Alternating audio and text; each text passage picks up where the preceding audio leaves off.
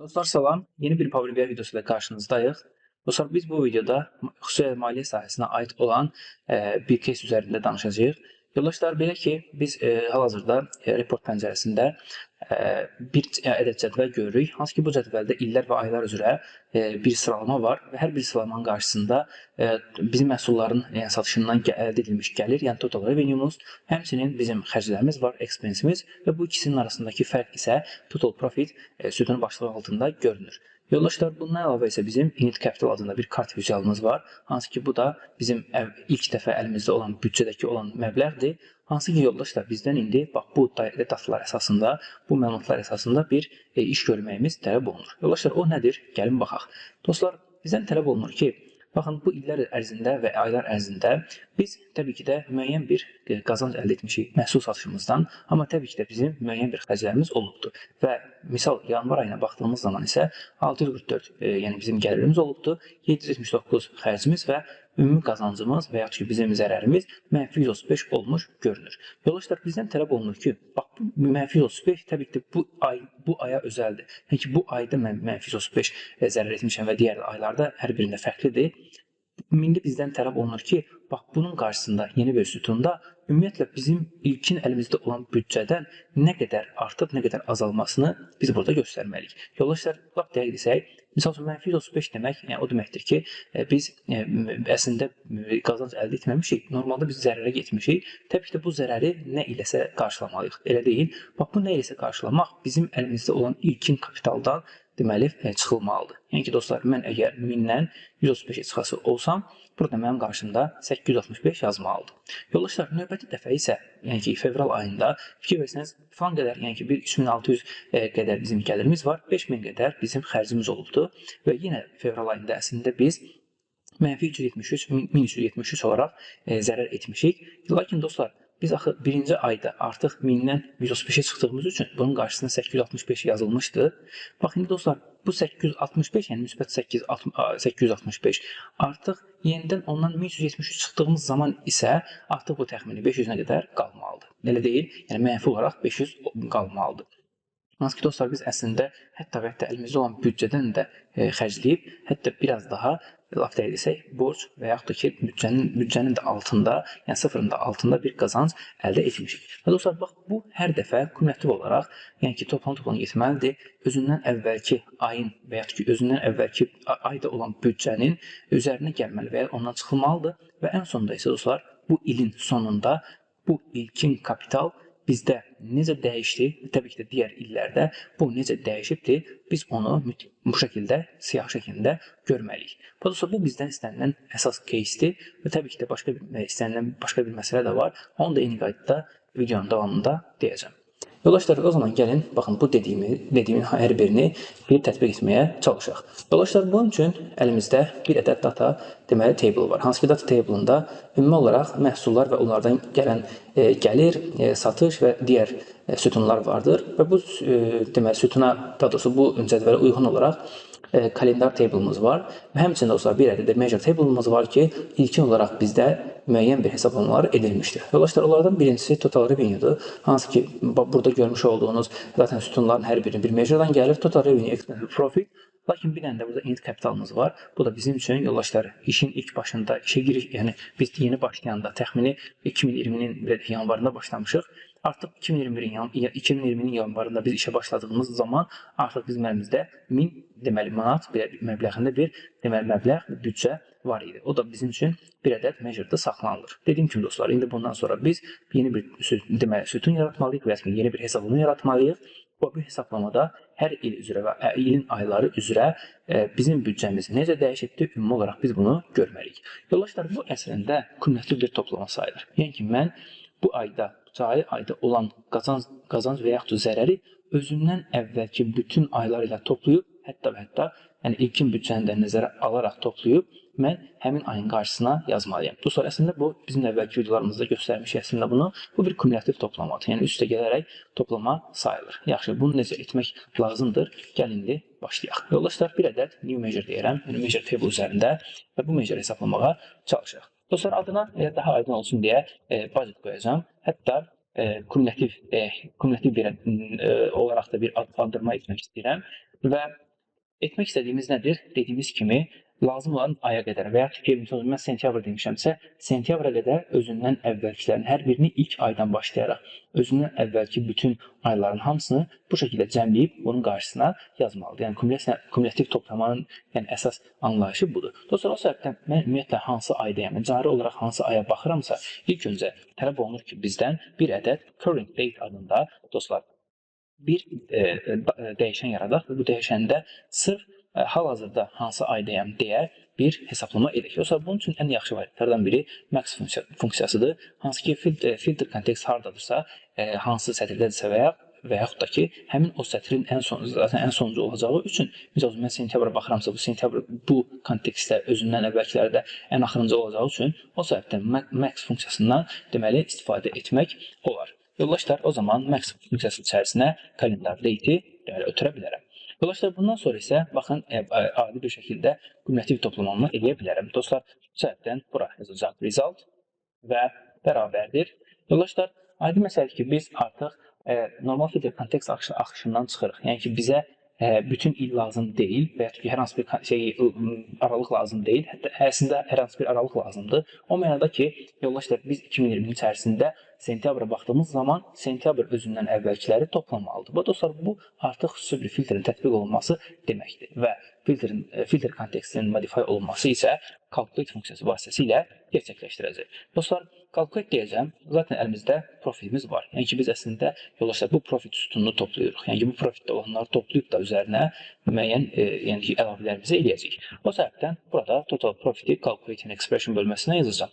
Və əsas məsələ burada dostlar, indi biz burada filter, yəni bölməsinə, calculating filter bölməsinə nə yazmalıyıq? Yoldaşlar, dedik axı, biz əgər misal üçün 21-in sentyabr ayında dururuqsa, və mən bu 21-in sentyabr ayından əvvəlki, yəni 20-nin yanvarından ta 21-in sentyabrına qədər olan bütün ayları nəzərə almalıyam. Dostlar, bu səbəbdən biz artıq yenə də bu filter bölməsində elə bir iş görməliyik ki, həmin onları ayları nəzərə alsın. Dostlar, mən istəyirəm ki, ilk öncə filter funksiyası vasitəsilə kalendarda olan nə qədər tarixi varsa, onların hamısını calculating filter bölməsinə əlavə etsin. Lakin bunu bir şərtə bağlayacağım. Deyəcəm ki, calculate kalendar date kiçikdir və bərabərdir. Dostlar, yuxarıda hesabladığımız current date.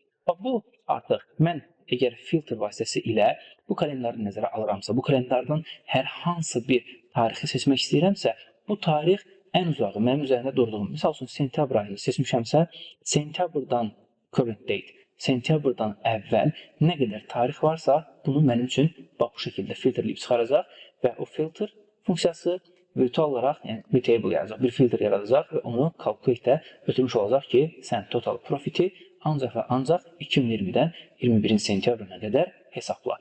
Lakin yoldaşlar, təbii burada olan kalendar date, yəni bu sütun, bu da eyni qaydada filtrlərdən təsirlənəcəyi üçün biz elə bir şey etməliyik ki, bu kalendar date heç bir şəkildə, yəni hər hansı bir filtrasiyaya, virtual belə olsa, hər hansı bir filtrasiyaya tabi olmasın. O səbəbdən yoldaşlar, kalendar table-a gələn və ya ki, kalendar üzərində edilən bütün filtrləri kəsmək üçün biz burada all funksiyasından istifadə edə bilərik. Dostlar, bu artıq sizə bir dəyər verəcək, hansı ki, bir hesablama verəcək. Bu hansı hesablamadır? Total profiti toplayacaq üst-üstə, lakin bunu hara qədər toplayacaq, hansı kontekstə qədər, yəni misal üçün mən 21-in noyabr ayına qədər gəlmişəmsə, bu noyabr ayının qabağında yazdığı dəyər noyabrdan əvvəlki, yəni 20-nin yanvarından 21-ci ilin noyabrına qədər olan bütün total profitlərin cəmi olmuş olacaqdır. Və dostlar, bunu mən ən sadə şəkildə return etdiyim zaman isə, baxın, result deyəcəm və commit düyməsinə kliklədiyimiz anda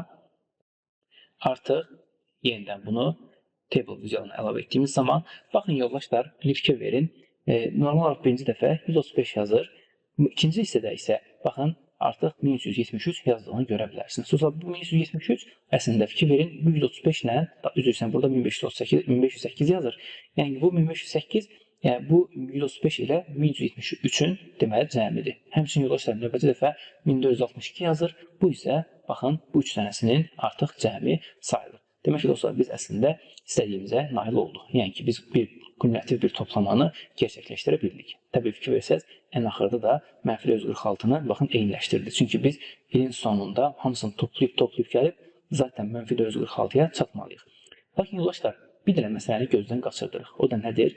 Biz axı dedik, biz bu işə başladığımız zaman, yəni ki, 2020-nin yanvarında biz işə başladığımız zaman bizim əlimizdə 0 manat yox idi. Bizim əslində əvvəlcədən zaten 1000 manatımız əslində var idi. Bax, bu səbəbdən mən artıq birinci yanvar ayında 135-i görməyim düzgün deyil. 135 o zaman görməli idim ki, mənim ilk dəfə əlimdə, yəni ki, 0 manat olsaydı, yəni hər hansı bir kapitalım olmasaydı. Bax, yaxşı, onu nəzərə alaq ki, burada mənfi 135 deyil də büdcədən çıxılmış mənfi 135 olmuş olsun. Bax, bu zaman dostlar, biz sadə bir şəkildə bu rezultatın üzərinə bizim eyni kapitalda olan bu deməli measure-ı əlavə edə bilərik. Və dostlar, commit düyməsinə klikləyək. Yoldaşlar, baxın, artıq commit düyməsinə kliklədikdən sonra burada 865 yazıldığını görə bilərsiniz və digərləri də baxın yetər qədər dəyişdi. Hansı ki dostlar, yenidən danışmaq istəyirəm üzərində. Bu nədir? 865 hansı ki biz total yəni deməli revenue və expense-in fərqinin mənfi 35 olduğunu görürük. Bu 2020-nin yanvar ayında belə idi. Lakin 2020-nin yanvar ayından əvvəl bizim əlimizdə bir kapital, yəni hansı bir kapital olduğu üçün, bir büdcə olduğu üçün bu büdcədən biz 135 xərclədik və mənim əlimdəki burada qalan büdcə isə 865 olmuş oldu. Dostlar, baxın, əslində bizdən istənilən bu idi və dostlar, mən digər illərə baxmaq istəyirəm. Bəs buradakı yazılan yazılar nədir? Dostlar, burada yazılan yazılar isə artıq biz toplaya gəlirik deyə, misal üçün, mənfi 550, müsbət 554 yazılıbdır. Lakin dostlar, yəni hansı ki bu dekabr, yəni 2020-nin dekabr ayında artıq mənim büdcəm 554 olubdur. Yəni ki, mən bu il ərzində əslində ilkin qoyduğum kapitaldan 554-ə düşmüşəm. Yəni təxminən mənfi 446 qədər zərər etmişəm normalda. Lakin dostlar, yəni digər illəri keçdiyimiz zaman isə fikir verin, 2021-in yanvar ayında eyni qaydada mənfi 1654 deməli zərər etmişəm. Amma mənim əlimdə 554 qaldığı üçün lap dəqiq 554-ünü oradan xərcləyib yenə mənim büdcəm borc vəziyyətinə gəlibdir. Yəni mənfiyə 0-ın altına düşmüş olubdur və digər aylarda da bu şəkildə davam edir. Lakin dostlar, ilin sonunda fikir verin, artıq 4730-a qalxmış olur. Dostlar, bax, bu şəkildə biz ilkin kapitalın əslində, bax, burada görmüş olduğunuz rəqəmlər həm total bölməsində, həm də 2020 illərin qarşısında, ayların qarşısında yazan dəyərlər əslində bu ilkin kapitalın, yəni aylar boyunca necə dəyişdiyinin göstəricisidir. Və fikir versəniz, biz işin sonunda, yəni 2022-nin sonunda artıq bizim ilk dəfə qoyduğumuz o kapital, əlimizdə olan büdcə artıq 10.044-ə qalxmış olubdur. Dostlar, bu bizim birinci кейsimizdir. Hansı ki biz dediyimiz kimi ilkin kapitalın necə dəyişdiyini bu şəkildə ölçə bilərik. Lakin ikinci keys isə bizdən bu şəkildə tələb olunur. İndi bizdən tələb olunan odur ki, biz hansı ki müəyyən bir aylar boyunca ya gəlir əldə etmişik, büdcədən xərcləmişik və ya ki büdcənin üzərinə gəlmişik. Lakin yoldaşlar, bizdən tələb olunur ki, fərz eləyək ki, bizdə elə bir data olmalıdır və ya ki elə bir göstərici olmalıdır ki, biz bunu minə görə yox, yəni işin ən başındakı ilkin kapitala görə yox.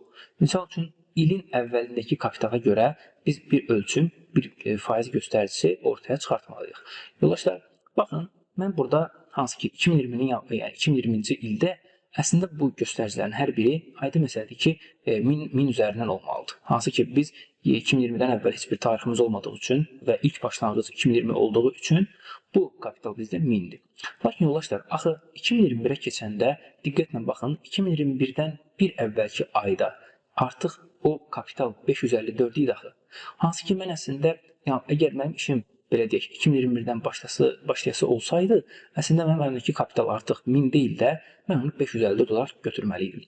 Həmçinin 2022-yə başlayanda isə mən o kapitalı 4730 olaraq götürməliydim. Bax, yoldaşlar, əslində bizdən istənilən odur ki, biz hər bir ilin əvvəlindəki deməli, o büdcəyə və ya ilin əvvəlindəki o kapitala görə bizim büdcəmiz necə dəyişmişdir. Yəni ki, fərz edin, burada artıq rəqəmlər əvəzinə, yəni bu rəqəmlər əvəzinə artıq bu totalın sırf, yəni ki 554-ün neçə faiz artıb artmadığını göstərmək üçün bizdən yəni bir hesablama tələb olunur. Yoldaşlar, bu da gəliniz etmək lazımdır. Bir baxaq. Yoldaşlar, new measure deyəcəm, measure table üzərində və belə bir ad qoyaq, sadə bir ad qoyacam. Faiz of faiz. Yəni ki, özündən əvvəlki nə qədər artıbdır. hansı ki mən hər ayda, hər ildə ilin əvvəlində olan o kapitala nə qədər yatırım etmişəm və ya ki, nə qədər ondan xərcləmişəm, bunu bizdən tələb edir.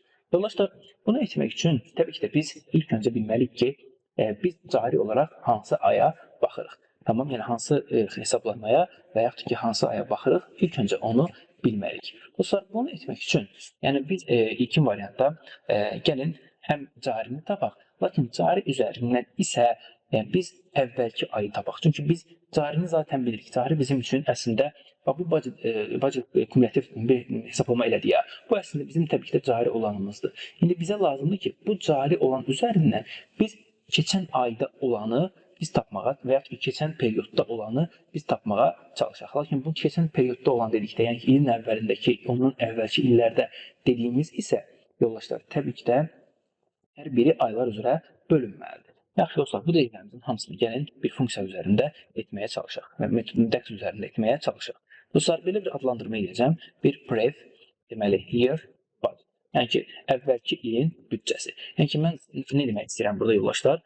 2021-də dayandığım zaman mənim 2021 göstəricilərim bunlardır. Bu keçən ilin büdcəsi, yəni ki, bax, bunların toplamı nə idisə, bu 554-ü baxın, burada əldə etməyə çalışacağız. Yoldaşlar, bunun üçün təbii ki də biz bir ilə əvvələ və ya hansı bir zamana əsas götürmək istəyiriksə, artıq burada calculate-dən istifadə etməliyik. Dostlar, burada budget kumulativ deyəcəm və yoldaşlar bir funksiya var, hansı ki between funksiyası var. Burada bundan istifadə edəcəyik. Səbəbi də odur ki, biz yoldaşlar bir konkret kalendarın, yəni bu kumulativ hansı ki budget hesablaması etmişik, bu budget hesablamasının mənə bütün tarixləri və s. lazım deyil. Mənə konkret bir zaman aralığı lazımdır. Yəni ki, misal üçün mən 2021-də dayanıramsa, onu ümumi olaraq, əsas olaraq götürüm və ondan sonra bir il əvvələ qayıdım. Dostlar, bunun üçün date between deyəcəyik və kalendarın date'i. Həmçinin yoldaşlar, biz dediyim kimi 2021-in tamamını götürməliyik. Yəni ki, 2021-in əvvəlindən 2021-in sonuna qədər və ya ki, 2022-də dayanmışıqsa, 2022-nin əvvəlindən 2022-nin sonuna qədər. Bu tərəfdən dostlar, start of year ilə end of year burada istifadə edə bilərik. Dostlar, end of year deyəcəyik təbii ki, burada və kalendar olaraq da kalendar date'i seçə bilərik. Yoldaşlar, yenidən demək istəyirəm, bu hesablama bizə hələ ki, yəni keçmişi qaytarmır. Bizə hələ üzərində olduğumuz kontekst, üzərində olan aralıq hansıdır? Həmin mənə onu filtrləyib çıxartmaq üçün, oradan həmin onların zəmini mənə geri qaytarması üçün bu şəkildə bir hesablama edirik. Dostlar, bax, bunun özü bir hesablamadır, bir expression'dır. Mən artıq bunun üzərindən bir il əvvələ qayıdıb, konkret eyni periodda, bax, bu nədirsə, bax, bu hansı aralığı götürmüşəmsə də mən, həmin o periodda eyni qədər arxaya qayıdıb, həmin o periyoddakı kumulativ toplamanı etməlidir. Dostlar, bir il əvvəlki perioda qayıtmaqdan ötürü təbii ki də bizim əlimizdə same period last year hesaplaması mövcuddur. Dostlar, same period last year deyəcəm və kalendar date olaraq isə götürə bilərəm.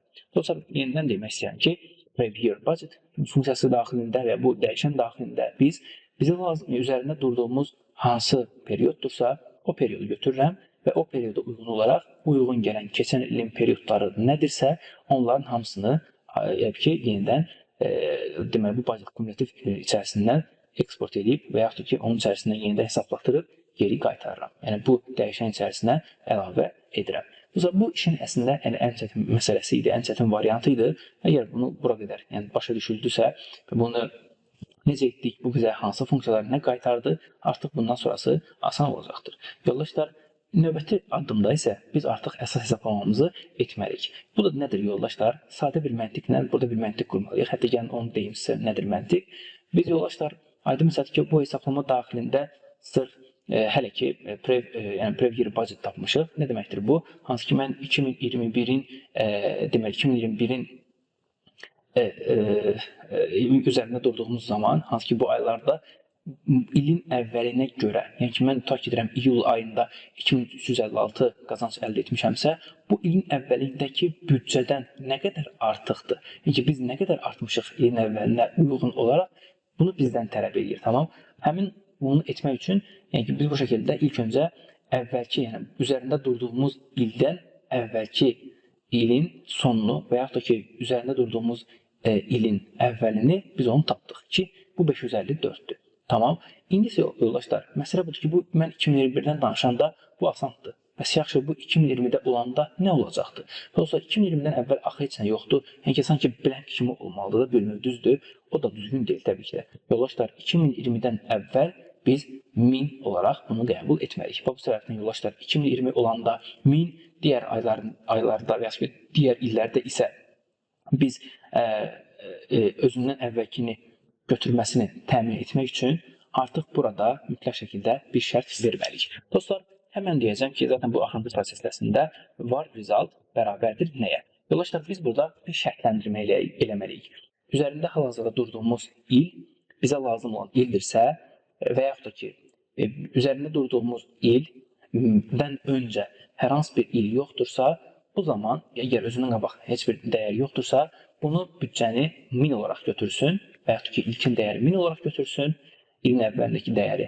Əks təqdirdə isə özündən əvvəlkini götürməlidir. Dostlar, baxın, burada bizə həm üzərində durduğumuz il, həm də ümumiyyətlə biz bütün tarixlərimiz hansı ildən başlayır, onların hamısı mənə lazımdır. Dostlar, o səbəbdən belə bir şey deyəcəm. Var, first, deməli, date deyəcəm, first date. Dostlar, first date bizim üçün sadə bir şəkildə deməli, bu şəkildə hesablana bilər. Hansı ki, bizim kalendarımız var və bu kalendarı biz əgər bütün filtrlərdən qırsaq və bu filtrdən qırılandan sonra, bütün filtrlər kəsdikdən sonra sadəcə date sütununu götürüb də orada bir minimum date tapsaq, bizə əslində first date vermiş olacaqdır. Dostlar, bu dediklərimizin hər birini calculate vasitəsilə modify olmuş o filtrlərdən əldə etmək olar. Dostlar, deyəcəm, min kalendar date. Dostlar, təbii ki, dedik ki, bütün filtrlər kəsilməlidir ki, o ən minimumu heç bir filtr tətbiq olunmadan götürsün. Dostlar, əks təqdirdə mən bura all falan yazmasam, ümumiyyətlə sadəcə min funksiyasını yazsam, bu digər deməli filtrlərdən təsirlənə bilər. Yəni ki, filtr kontekstdən təsirlənə bilər. Yeri gəlmişkən, dostlar, mən DAX kodları yazarkən bəzən filtr kontekst, müəyyən başqa funksiyalardan məsəl bəhs edirəm. Tövsiyə olunur ki, əgər burada hər hansı bir çətinliyiniz varsa, ayrıca bunu araşdırasınız. Dostlar, bir dənə də nə lazım idi bizə? Bir ədəd də gəlin current date əlavə edək. Dostlar, current date isə bayaq budget cumulative olduğu kimi adi bir şəkildə max funksiyası ilə vasitəsilə eləyə bilərik. Dostlar, current date'imiz tutaq ki, fərz edək 2021-in fevral ayıdır, yanvar ayıdır. First date'imiz isə istisnasız hər zaman 2020-nin yanvarını göstərmiş olacaqdır. Bax, dostlar, bundan sonra artıq biz resultımızı artıq şərtləndirməmizi eləyə bilərik. Şərt dedikdə söhbət dostlar, burada təbii ki də if funksiyasından gedəcəkdir. Dostlar, mən deyirəm ki, mənim hal-hazırda üzərində olduğum il, yəni nə? Hansı ki, year, current, date. Yəni, bu tarixin ili əgər mənim ilk ilimə bərabərdirsə, dostlar, bu nə deməkdir? Siz niyə belə eləyirəm? Hansı ki, mənim ilk ilim, hansı ki, 2020-dir, elə deyil. Yəni, ilk ilimin ilk tarixi, ya ilk tariximin ilk ili elə mənim 2020 deməkdir. Əgər mən 2020-də dururamsa və bu elə mənim 2020-nin özünə bərabərdir isə, bax, bu o deməkdir ki, artıq 2020-dən qabaq hər hansı bir deməli, tarix yoxdur deməkdir. Yəni ki, mən artıq belə olduğu təqdirdə mütləq şəkildə öz büdcəmi ilin əvvəlkinə nisbətən nə qədər dəyişib dəyişmədiyini ölçməyim üçün onu sadəcə mənim 1000 olaraq və yaxud ki, int kapital olaraq götürməliyəm. Və bu səbəbdən, yoldaşlar, belə bir şey deyəcəyik. Adi bir şəkildə nə qədər dəyişdiyini ölçmək üçün deməli, budget kumulativ çıxılsın, bizim int kapitalımızı çıxaq, hansı ki, bu da 1000-dir. Yoldaşlar, bunun özünü, bu hesablamanın özünü sadə bir şəkildə int kapitalın özünü bölsək, baxın, yoldaşlar, bu bizə ilin əvvəlindəki, yəni o ilkin kapitaldan nə qədər artıb, nə qədər azaldığını faiz olaraq bizə göstərəcəkdir. Əks təqdirdə, yoldaşlar, bu bizim şərtimiz keçərli olmasa, yəni ki, mən 2020-də durduğum zaman mənim current date'im 2021 olacaqdır və burada 21 olacaq, yəni ki, bu şərtin və yaxud ki, bu hesablamanın nəticəsi 21 olacaq. Mənim ilk ilimə, yəni ki, başlanğıc ilimə bərabər olmadığı üçün deməkdir ki, artıq özündən qabaq əslində tarixlər və müəyyən bir büdcə formalaşmışdır. O səbəbdən mən sadə bir şəkildə yenə illərdə bu budget kumulativ deyəcəm. Lakin bu səfər artıq özündən qabaq hansı hesablamalıdırsa, həmin o ilin əvvəli və yaxud ki, keçən ilin sonunu götürüb bu şəkildə bölə bilərəm. Və artıq bundan sonra dostlar, sadə bir şəkildə biz həmin o deməli rezulta çatmış olacağıq. Yoldaşlar, biraz üzərindən keçmək istəyirəm. Ola bilsin buralar biraz qarmaşıq oldu. Dostlar, biz nə etmək istəyirdik? Etmək istədiyimiz oydur ki, ilk öncə, baxın biz burada dayandığımız zaman, yəni ki, misal üçün mən əgər 2021-in fevral ayına baxdığım zaman, bu fevralın da olan bu dəyər ilkin kapitala görə nə qədər artıb, nə qədər azalıbdır. Bunu faiz olaraq göstərməyim üçün bu hesablamaya ehtiyacımız oldu. Dolayısıyla hesablama daxilində ilk öncə şərtimiz oydu ki, biz əgər 2021-ə baxdığımız zaman, axı 2021-dən qabaq 2019 yox idi, elə deyil. 2019 olmadığı üçün mütləq şəkildə mən onun ilkin dəyərini və ya ilin əvvəlini, 2020-nin yanvarın ayının əvvəlini 1000 olaraq götürməli idim. Və onun üzərindən hesablamalıydım ki, bu aylar üzrə nə qədər dəyişibdir. Lakin yoldaşlar, axı 21-ə gəldiyimiz zaman, 21-ə gəlməmişdən öncə artıq 20-nin üzərinə keçmişəm axı. Yəni ki, 20-də artıq mənim müəyyən bir dəyərim formalaşıbdır. Mən 21-də olan, misal üçün, mart ayına baxdığımız zaman, bu mart ayı artıq gedib bu 1000 ilə müqayisə eləməməliyəm, bayaq olduğu kimi. Mən burada müqayisə etməliyəm bu 21-in əvvəli ilə. Dostlar, 21-in əvvəli demək elə 20-nin sonu deməkdir. Elə deyil. 20-nin sonu 554-dürsə, 21-in əvvəli də 554 deməkdir. Yəni ki, bu ikisi eyni dəyərdir əslində. Mən artıq mart ayında olan bu dəyəri, bu hansı ki, nə qədər artıb, nə qədər azalmışam, həmin onu artıq 1000 ilə deyil, 554 ilə müqayisə eləməliyəm ki, nə qədər artıbdır.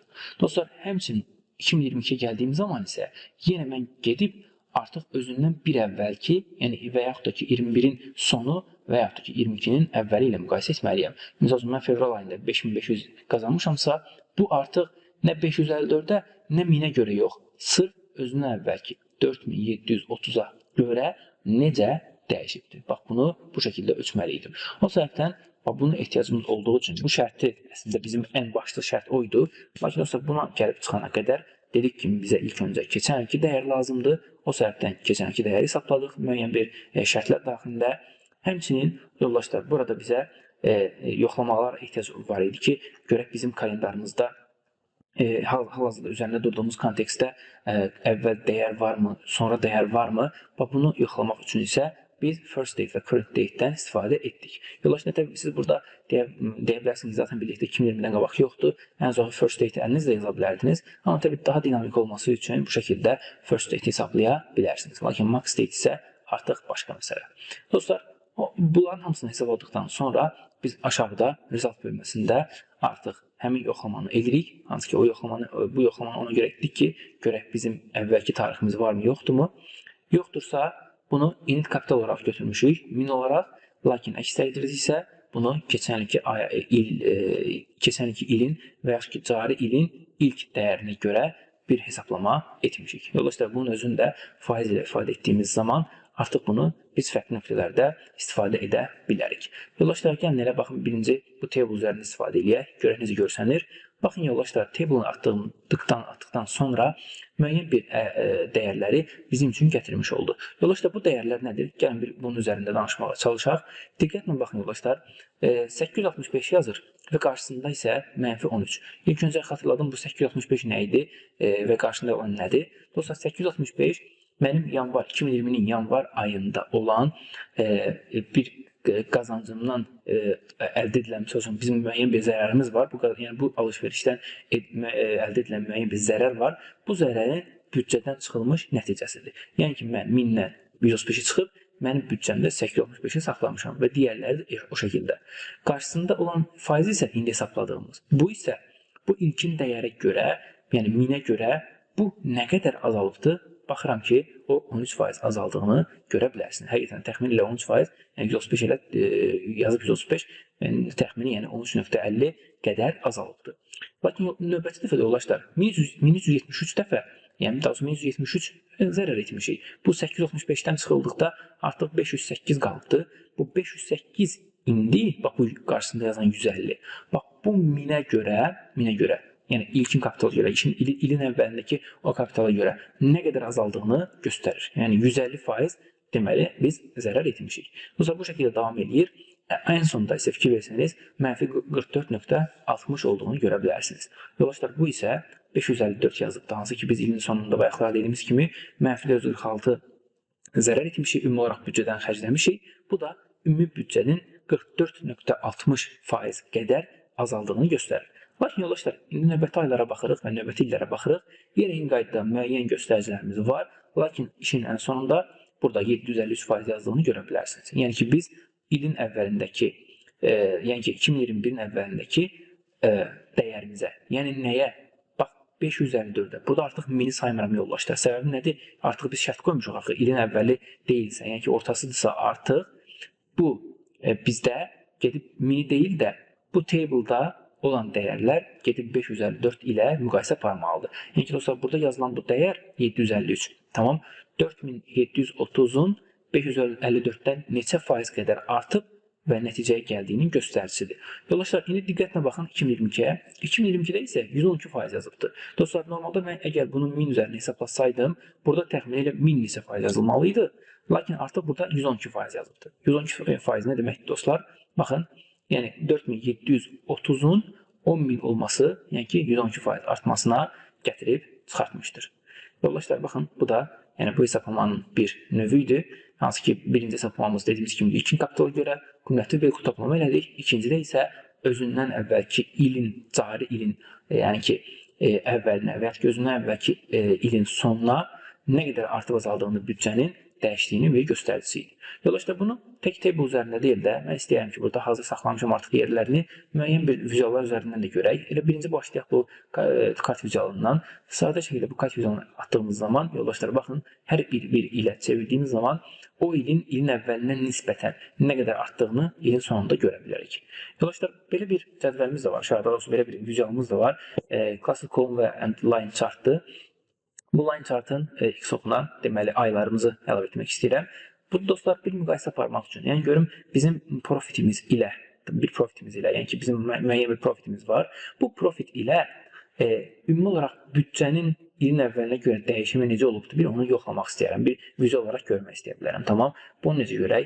Baxın dostlar, total profit əlavə edəcəm. Bu 2022-dir. Biraz əvvələ qayıdaq, 20-dən başlayaq. Və fikir versəniz, profitin aylar üzrə azalıb artdığını görə bilərsiniz. Bu dediyim kimi yenidən xatırlatmaq gərekirsə, bu profit sadəcə nədir? Deməli, yəni müəyyən bir gəliri var, müəyyən bir xərc var. Bu xərc sıfırdan ya aşağıda, yuxarıda olmalıdır məsələdir. Bu şəkildə bir dağılımını göstərir. Lakin dostlar, bura mən istəyirəm ki, bu column, daha sonra line y-axis isə faiz of budget'ı bu şəkildə əlavə edim. Dostlar, bax, indi burada görmüş olduğunuz mənzərə isə nədir? Biraz onun haqqında danışaq. Təbii burada biraz düzəlişlər etmək istəyirəm dostlar. Data label'da total profit'i ümumi olaraq söndürmək istəyirəm. Bu görünməsinə necə vacib deyil və digərlərini, hətta istəyirsiniz hamısını söndürək. Sadəcə üzərinə kliklədiyimiz zaman görməyə çalışarıq. Baxın yoldaşlar, ümumi bir gedişat var. Üzərinə gəldiyimiz zaman zaten hamısı görsənəcək. Bunda problem yoxdur. Və baxın 2020-də müəyyən bir profitlərimiz olubdur. Sıfır xəttinə nisbətən artma yazılma olubdur. Və yoldaşlar, bu xətt isə dedik ki, işin ilk başında bax bu qazanılmış profitin, tamam mı, ilin başındakı büdcəyə nəzərən nə qədər dəyişdiyini göstərir. Baxın yoldaşlar, bu 2020-ci göstəricisi, düzdürmü? Bu 1000 üzərinə hesablanır. Lakin 21-ə çevirdiyimiz zaman isə yoldaşlar fikir verin, bu göstəricilər artıq ilin əvvəli, yəni ki bu 554-ə nisbətən bu xətt necə olubdur? Baxın, onun göstəricisidir. Yoldaşlar, indi data label yenidən aktivləşdirəcəm. All deyək, hamısı üçün bir dənə açaq. Bunların hər birini value deyək. Bu şəkildə total profit value demək istəyirəm. Yoldaşlar, diqqətlə baxın. Burada bu vizualı başa düşməyə çalışaq. Fikir verin, sürədə ən çox gözə çarpan nöqtələrdən biri nədir? İyul, avqust, sentyabr və oktyabr aylarına baxın yoldaşlar. Normalda bizim profitimiz azala gedib, düzdürmü? Və xüsusilə də iyul, avqust və sentyabr aylarında. Lakin yoldaşlar, ümumi olaraq bu faiz of budget deməli xəttinə baxın, bu line-a baxın. Bu line isə arta getmişdir. Yoldaşlar, necə olur? Yəni biz profitdən azala gedirik. Bəs yaxşı, bu budget niyə arta gedir? Yoldaşlar, bax bunun arxasındakı sir isə bizim dediyimiz kimi bizim hesablamamızda yatır. Hansı ki biz hesablamanı edərkən bu faiz of budget'ı sırf ilin əvvəlindəki kapitala görə nə qədər artıb azaldığını ölçmək üçün istifadə etmişik. Hansı ki, yoldaşlar, biz normalda baxın, iyulda, avqust və sentyabrda özlərinə nisbətən normalda azala gedibdi. Yəni ki, 2400 olubdu, sonra 900 olubdu, qazancımız sonra 500 olubdu, tamam. Lakin dostlar, nəticə olaraq nəsə qazanmışıq da, düzdürmü? Yəni ki, mənfiyə getməmişik ki. Bax, mənfiyə getməməyimiz üçün o hər dəfə büdcənin üzərinə toplandığı üçün bax, bu büdcə arta-arta getmişdir. Lakin diqqətlə baxın oktyabra. Oktyabr artıq zərər etdiyimiz üçün mütləq şəkildə büdcədən də nəsə bir şey xərcləmişik. Yoldaşlar, uzun sözün qısası, biz əgər bu şəkildə bir yeni başqa cür ifadə etsək, bu xətt əslində büdcədən hansı aylarda qazanıb, hansı aylarda artırdığımızı, onun üzərinə artırdığımızı və hansı aylarda xərclədiyimizin əslində göstəricisi sayıla bilər. Və dostlar, fikir versəniz, 2022-ci ildə baxmayaraq ki, misal üçün yanvar ilk aylarda yüksək qazanclarımız olubdu, digər aylarda isə az qazancımız olubdu. Amma nəticə olaraq mənfi deyək ki, düzdürmü? Yəni ki, bir 40 manatlıq belə qazansaq, nəsə bir qazandığımız üçün yoldaşlar fikir versəniz, mütləq şəkildə büdcənin üzərinə nəsə bir şey gəlibdir. Və o səbəbdən bu xətt hər zaman yuxarıya doğru bu şəkildə arta-arta getmişdir. Yoldaşlar, başqa bir vizualda göstərmək istəyərəm. Eyni qaydada belə bir yoxlama eləyək. Adi bir matrix vizualında rows bölməsinə illərimizi əlavə edək. Most name-ə sütunlarımızı əlavə edək və Files of Budget-da sadə şəkildə value hissəsini qoysaq və burada artıq yəni ki, həm table-da görülən, həm bu vizualda cluster column və line chart-da görülən bu hər ayın göstəricisini eyni qaydada table vizualında görə bilərsiniz ki, hansı ayda ilin əvvəlinə görə nə qədər artım, azalma büdcədən deməli olmuşdur. Yoldaşlar, bu şəkildə hansı ki, üzərindən keçmək gərəkirsə bir daha bizdən istənilən oydu ki, ilk öncə biz ilkin kapitaldan nə qədər artıb, nə qədər azalmışıq və növbəti məsələ isə hər ilin, yəni ki, cari ilin, bu ilin əvvəlinə nisbətən bizim büdcəmiz nə qədər artıb azalmışdır. Baxın, yoldaşlar, deməli, 2 dənə hesablamadan istifadə edərək biz bir səhifəli bir hesabatımızı qurmağa çalışdıq. Yoldaşlar, ümid edirəm faydalı bir video oldu. Gələn videoda görüşənədək.